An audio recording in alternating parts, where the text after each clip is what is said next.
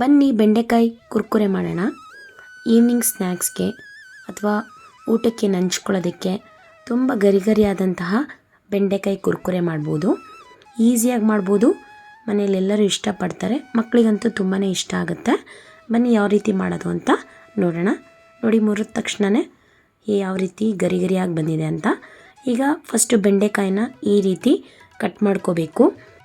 Cut ಮಾಡಬೇಕಾದ್ರೆ ನಿಮಗೆ ಈ ಒಳಗಡೆ ಇರುವಂತಹ ಸೀಡ್ಸ್ಗಳು ಬೇಡ ಅಂದರೆ ಇದನ್ನು ತೆಗೆದು ಕಟ್ ಮಾಡ್ಬೋದು ಈ ರೀತಿ. ಬಟ್ ಸಣ್ಣ ಸಣ್ಣದಾಗಿ ಕಟ್ ಮಾಡ್ಕೊಳ್ಳಿ ಈ ರೀತಿ. ಈಗ ಇದಕ್ಕೆ ಕೋಟಿಂಗ್ಗೆ ನಾನು 3 ಟೇಬಲ್ ಸ್ಪೂನ್ ಕಡಲೆ ಹಸಿಟ್ಟನ್ನು ಹಾಕ್ತಾಯಿದ್ದೀನಿ. ಇಲ್ಲಿ ನಾನು ಇಷ್ಟೇ ಕ್ವಾಂಟಿಟಿ ತೊಗೊಂಡಿರೋದ್ರಿಂದ ನಾನು 3 ಟೇಬಲ್ ಸ್ಪೂನ್ ಕಡಲೆ ಹಸಿಟ್ಟು ಹಾಕ್ತಾಯಿದ್ದೀನಿ. ನೀವು ಒಂದು ವೇಳೆ ಜಾಸ್ತಿ ಮಾಡ್ತಾ ಇರೋದಾದರೆ ಅದಕ್ಕೆ ತಕ್ಕಂತೆ ಕಡಲೆ ಹಸಿಟ್ಟನ್ನು ಅಡ್ಜಸ್ಟ್ ಮಾಡ್ಕೊಳ್ಳಿ. ಈ ಬೆಂಡೆಕಾಯಿ ಕುರ್ಕುರೆಗೆ ಗರಿಗರಿಯಾಗಿ ಬರಲಿಕ್ಕೆ 2 ಟೇಬಲ್ ಸ್ಪೂನ್ ಅಕ್ಕಿ ಹಸಿಟ್ಟು ಹಾಕಬೇಕು. ಇಲ್ಲಿ ಹಾಕಿದ್ದೀನಿ. ಈಗ ಇನ್ನೂ ರುಚಿ ಕೊಡಲಿಕ್ಕೆ ಇದಕ್ಕೆ ಅರ್ಧ ಟೀ ಸ್ಪೂನ್ ಜೀರಿಗೆ ಪೌಡ್ರ್ ಹಾಕಿದ್ದೀನಿ. ಮತ್ತು ಖಾರಕ್ಕಾಗಿ ಅಚ್ಕಾರದ ಪುಡಿ ಅರ್ಧ ಟೀ ಸ್ಪೂನ್ ಹಾಕಿದ್ದೀನಿ. ಉಪ್ಪು ರುಚಿಗೆ ತಕ್ಕಷ್ಟು ಹಾಕಿದ್ದೀನಿ. ಮತ್ತು ಹೋಮ್ ಕಾಳು ಹಾಕಿದ್ದೀನಿ. ನಿಮಗೆ ಇಷ್ಟ ಆದರೆ ಹಾಕ್ಕೊಳ್ಳಿ, ಇಲ್ಲಾಂದರೆ ಇದನ್ನು ಸ್ಕಿಪ್ ಮಾಡ್ಕೊಳ್ಳಿ. ಮತ್ತು ಒಂದು 1/2 ಟೇಬಲ್ ಸ್ಪೂನ್ ವಿನಿಗರ್ ಹಾಕಿದ್ದೀನಿ. ವಿನಿಗರ್ ಹಾಕೋದ್ರಿಂದ ಒಂದು ಹುಳಿ ಅಂಶನ ಕೊಡುತ್ತೆ ಅಂತ. ವಿನಿಗರ್ ಬದಲು ನಿಂಬೆಹಣ್ಣು ಹಾಕ್ಬೋದು, ಇಲ್ಲ ನನ್ನ ಹತ್ರ ಆಮ್ಚೂರ್ ಪೌಡ್ರ್ ಇದೆ ಅಂದರೆ ಅದನ್ನು ಸಹ ಹಾಕ್ಬೋದು. ಇದನ್ನೆಲ್ಲವನ್ನು ಮಿಕ್ಸ್ ಮಾಡ್ಕೊಳ್ಳೋಣ, ಡ್ರೈ ಮಿಕ್ಸ್. ಈಗ ಡ್ರೈ ಮಿಕ್ಸ್ ಆಗಿದೆ. ಇದಕ್ಕೆ ಸ್ವಲ್ಪನೇ ನೀರನ್ನು ಈ ರೀತಿ ಚಿಮ್ಕಿಸಿ ನಾವೇನು ಮಾಡಬೇಕು, ಇದನ್ನು ಮಿಕ್ಸ್ ಮಾಡ್ಕೋಬೇಕು. ಒಂದೇ ಸರಿ ಹಾಕಿಬಿಟ್ರೆ ಎಲ್ಲ ನೀರಾಗಿಬಿಡುತ್ತೆ. ಅದರಿಂದ ಈ ರೀತಿ ಗಟ್ಟಿಯಾಗಿಯೇ ಮಿಕ್ಸ್ ಮಾಡ್ಕೋಬೇಕು. ಎಲ್ಲ ಬೆಂಡೆಕಾಯಿಗಳಿಗೂ ಈ ಒಂದು ಕೋಟಿಂಗ್ ಆಗಿರಬೇಕು. ಈ ರೀತಿ ಎಲ್ಲ ರೆಡಿಯಾಗಿರಬೇಕು. ಇದನ್ನು ಎಣ್ಣೆಯಲ್ಲಿ ಕರಿಯೋಣ. ಒಂದು ಪ್ಯಾನ್ಗೆ ಸ್ವಲ್ಪ ಎಣ್ಣೆ ಹಾಕಿ ಕಾಯಲಿಕ್ಕೆ ಬಿಡೋಣ. ಈಗ ಎಣ್ಣೆ ಕಾದಿದೆ. ಹೈ ಫ್ಲೇಮಲ್ಲಿ ಇರಲಿ ಎಣ್ಣೆ. ಈಗ ಹಾಕುವಾಗ ಒಂದೊಂದಾಗಿ ಈ ರೀತಿ ಹಾಕಿ.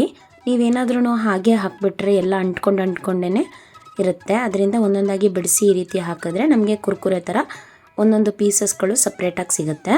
ಸೊ ಈ ರೀತಿ ಒಂದೊಂದಾಗಿ ಹಾಕಿ ಹೈ ಫ್ಲೇಮಲ್ಲೇ ನಾವು ಇದನ್ನು ಫ್ರೈ ಮಾಡ್ಕೋಬೇಕು. ಇದು ಹೈ ಫ್ಲೇಮ್ನಲ್ಲೇ ಈ ರೀತಿ ಬೇಯಿದಾಗಲೇ ನಮಗೆ ಗೊತ್ತಾಗುತ್ತೆ.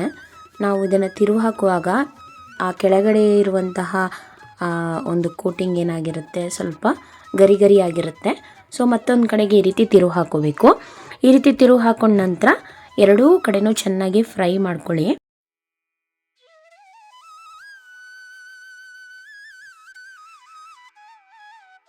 ನೋಡಿ, ಕರೆಕ್ಟಾಗಿ ಇದು ಗರಿಗರಿಯಾಗಿ ಬೆಂದಿದೆ. ಇದನ್ನು ಈ ರೀತಿ ತೆಗೆದು ಒಂದು ಕಡೆಗೆ ಇಡೋಣ.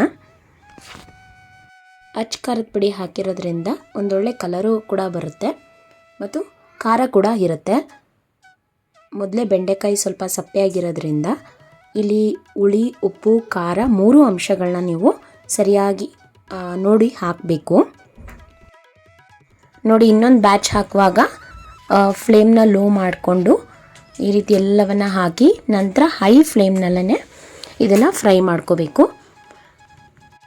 ಈವ್ನಿಂಗ್ ಸ್ನ್ಯಾಕ್ಸಿಗಂತೂ ತುಂಬ ಚೆನ್ನಾಗಿರುತ್ತೆ. ಯಾವಾಗಲೂ ಬಜ್ಜಿ, ಬೋಂಡ, ವಡೆ ಮಾಡ್ತಾ ಇರ್ತೀವಿ. ಈ ರೀತಿನೂ ಒಂದ್ಸರಿ ಟ್ರೈ ಮಾಡಿ, ಟೇಸ್ಟ್ ಮಾಡಿ ನೋಡಿ. ಚೆನ್ನಾಗಿ ಬರುತ್ತೆ. ಚೆನ್ನಾಗಿ ಬಂದರೆ ನನ್ನ ಚಾನಲ್ನ ಸಬ್ಸ್ಕ್ರೈಬ್ ಆಗೋದನ್ನ ಮಾತ್ರ ಮರಿಬೇಡಿ. ಹಾಗೆ ನಿಮ್ಮ ಫ್ಯಾಮಿಲಿ ಆ್ಯಂಡ್ ಫ್ರೆಂಡ್ಸ್ ಜೊತೆಗೆ ಈ ವಿಡಿಯೋನ ಶೇರ್ ಮಾಡಿ. Thanks for your support. Thanks for watching this video. Thank you so much.